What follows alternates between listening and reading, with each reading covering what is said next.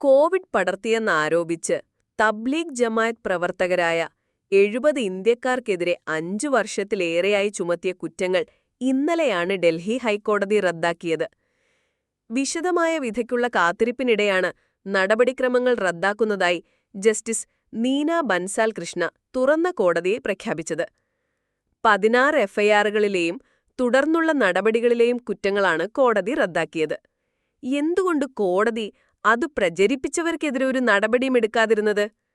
എത്ര ന്യൂസ് ചാനലുകൾ മുസ്ലിമുകളെ ഒന്നടങ്കം കുറ്റച്ചാരാക്കി? അവർ തലങ്ങും വിലങ്ങും ഇസ്ലാമോഫോബിയ പ്രചരിപ്പിച്ചു. ഗോഡി മീഡിയയുടെ എല്ലാ സന്നാഹങ്ങളും അത് ഇസ്ലാമിനെതിരെയാക്കി. ബി.ജെ.പി. സർക്കാരിന്റെ നയങ്ങളാണ് യഥാർത്ഥത്തിൽ രോഗം പകരാൻ കാരണം. എത്ര ബി.ജെ.പി. എം.എൽ.എ, എം.പി, മന്ത്രിമാർ എന്നിവർ വിദ്വേഷം പ്രചരിപ്പിച്ചത്? എന്തേ കോടതി അതിൽ മിണ്ടാതിരിക്കുന്നത്? എന്തേ അവർക്കെതിരെ ഒരു നടപടിയുമെടുക്കുന്നില്ല?